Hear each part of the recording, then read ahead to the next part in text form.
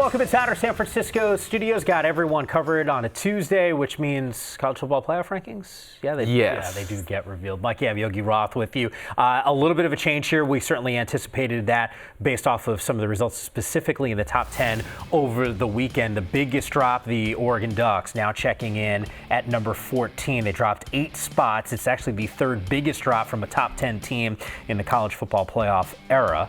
Penn State actually also dropping down a couple spots after its loss to Ohio State, but they still sit in that top 10. The good news for the conference, USC moving up 1 spot from 23 to 22. And yes, Utah now checking in at number 6. All right, let's start from the Oregon side of things, Yogi. This is a team that was the highest ranked Pac-12 team. The conversation nationally was take care of business in the Pac-12 title game, presumably against Utah. You'd be talking about them as a playoff team, or at least certainly in that conversation. It wasn't a lock. Where do they go from here? Well, I think they just got to come back and compete, right? They're going to get a chance to obviously play in the Pac-12 title game and showcase how competitive they are. They played their worst game of the season. It wasn't even close on the defensive side, pretty much the entirety of the game. Offensively, they just struggled. They kind of got into a lull, made a nice little comeback at the end, but they were short. I think the biggest thing that I take away from them falling, though, Mike, is the jump of the Big 12. Like Baylor to leap up after beating a Texas team that is 6-4 at the time, 6-5 now.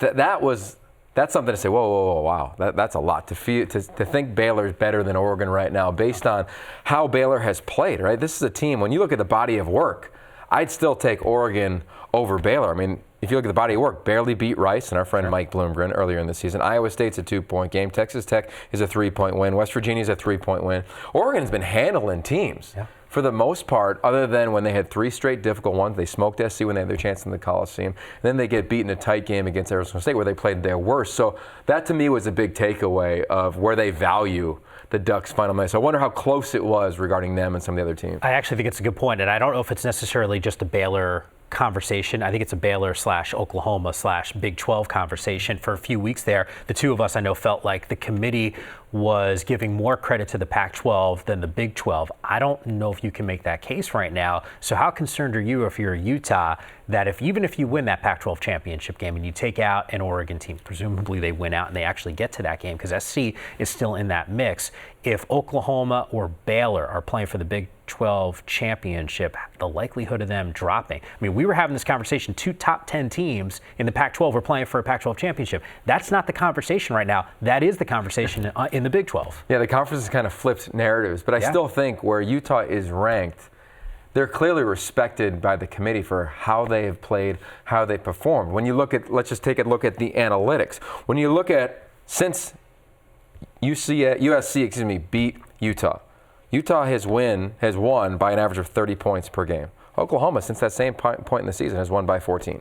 You can look at just how they've won, the style in which they've played. Absolute dominance from Utah versus, to me, Oklahoma's Washington State from a year ago, right? Some nice wins, some close wins, not playing great. Their defense is good, but it's not special. We're talking about, to me, when I look at least 1 through 6, there's a major difference when what you see on film, what you see every Saturday, and then even when you look at the numbers compared to Oklahoma, Minnesota, Baylor, Penn State, the other 2 lost teams. So I think if I'm Utah, I feel pretty good. Now, you can't go out and lay an egg or even make it close against Colorado this weekend. You got to go handle business at home on Senior Day, and then you got to go win, obviously, in the Pac-12 title game. But I don't think you need to win 59-0 in the Pac-12 title to get locked into the CFP. There is a world where that could happen. You and I were on the phone the other day, and I gave you these numbers. Oklahoma, I know you said you took it a few weeks back. You said the scoring margin was like 14. It's a lot closer in these last 4 games. Oklahoma, obviously 3-1 in that stretch. That one loss that they did have was significant, but the scoring margin 145 to 144.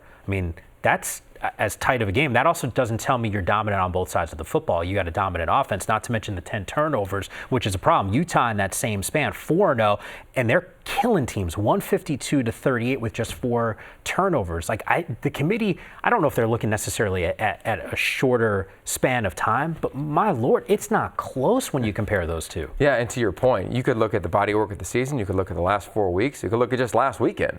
And it's not close when you look at the numbers. And then I think when you watch, they're physically dominating everybody they play.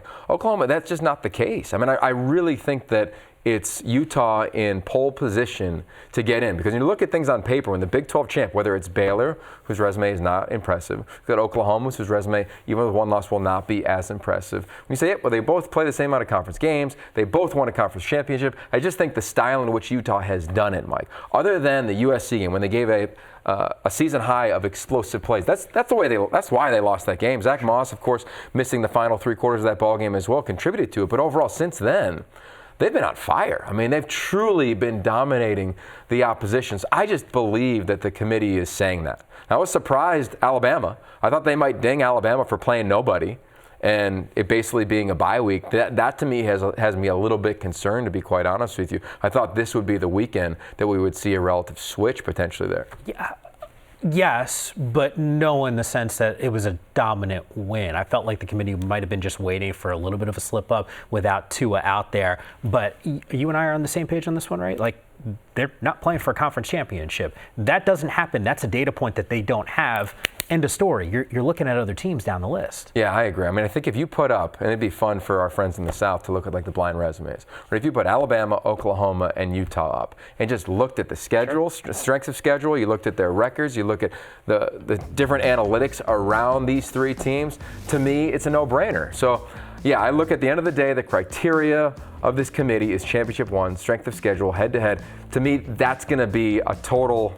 To me, that's a win for Utah. You heard Jesse Palmer, your friend, talk about, as we see the blind resumes up there, he talked about Oklahoma looked better against UCLA than Utah did. Not really. Oklahoma won 48-14.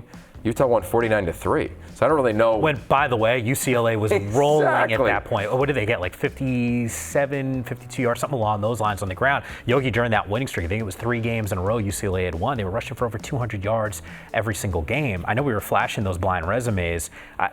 Look, I mean, I would have picked Team 1 even before seeing the reveal there, based off of the scoring differential, not to mention the current win streak, right? It's how you're playing maybe towards the end, not to mention that strength of schedule right now, still better for Utah compared to Alabama and Oklahoma. Yeah, it's going to be fun also. If you look at, let's just pretend chaos happens, right? Let's just say that. College football, really? Yeah, Minnesota and/or Wisconsin beats Ohio State in the Big Ten title game. Okay. Or let's just say Georgia plays great defense. I think Georgia's defense is comparable to Utah's defense. Like, they can go up and play LSU. Sure. Let's just say one of those 2 teams win. Based on what the committee did, to me it's interesting where they knocked LSU from 1 to 2. How razor thin is the difference there? And does that mean that the loser of either one of those title games are going to get in and bump a Utah? I would hope not. To the integrity of collegiate athletics, to how Utah's played, I think, to me, they've earned their way in if they win out. Well, a couple things there. One, I would say maybe the bigger question is what separates team 2 and 3. Yeah. I mean, that could be a bigger jump there. And at number 1, the ultimate doomsday scenario, we were talking about, hey, if Georgia beats LSU, Pac-12 would be